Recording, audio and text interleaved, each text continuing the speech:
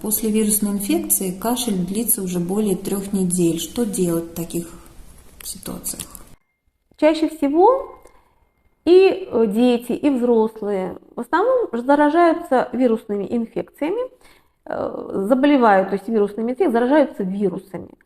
И, как правило, вирус, знаете, как говорят, леченный 7 дней, не леченный неделя. То есть вирус сам по себе нейтрализуется, и иммунная система, в общем-то, с ним справляется, да, помогая все резервы включить, повышает температуру, начинается потоотделение, образуется слизь, которая пытается вытолкнуть, выкинуть, да, вирус.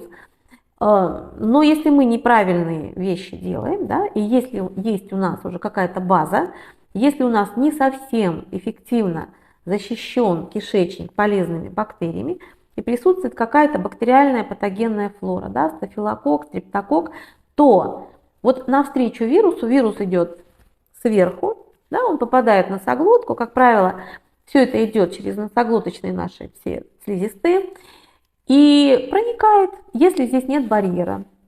А барьер формируется за счет того состояния, которое мы называем микрофлорой, да, кишечника.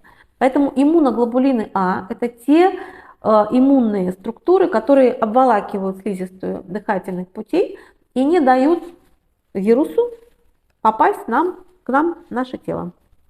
Если есть проблема дисбактериозного кишечника, то такие люди болеют часто, да, потому что вирус говорит, ну все, дорога открыта, путь свободен, и здесь уже присутствует патогенная бесконечная бактериальная инфекция собственная, то есть из кишечника.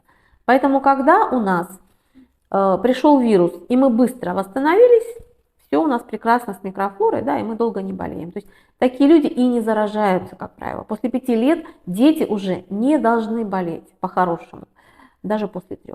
Вот если все сформировалось так, как надо. А если нет, да, то пришел вирус, и организм говорит, ну надо же выкинуть. И лимфа начинает снизу вверх гнать те бактерии, которые когда-то попали в кровь, в ткани из кишечника. Ну, лимфа нужна, чтобы образовать слизь и выкинуть, смыть, да? Мы все время сопливим, мы начинаем кашлять. То есть слизь образуется как защитная структура, да, для того, чтобы освободить нас от этого вируса. Но навстречу, к сожалению, течет не чистая лимфа, а с бактериальной массой, да? И люди очень долгое время потом кашляют, уже вирус закончил свое действие, все, вируса уже нет. То есть мы кашляем собственными внутренними бактериями. Поэтому что делать? Обязательно контролировать питьевой режим.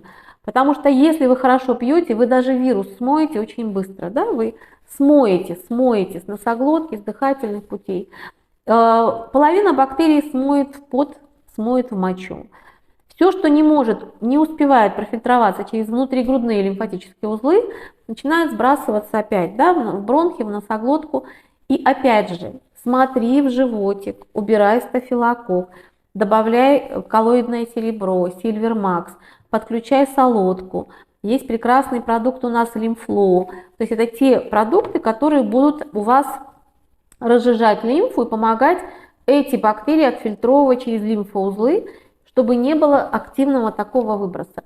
Но не надо пугаться, потому что если что-то из нас выходит и мы откашливаем, надо создать условия, чтобы это откашливалось, чтобы мы освободились от этого. Поэтому все, что останавливает кашель, в этот период принимать нельзя. Нужно, наоборот, откашливать, откашливать, откашливать. Есть рефлекторный кашель, который появляется, когда раздражена и воспалена трахея, и рецепторы становятся очень чувствительными к любым запахам, к любым каким-то сменам температуры, к холодному воздуху.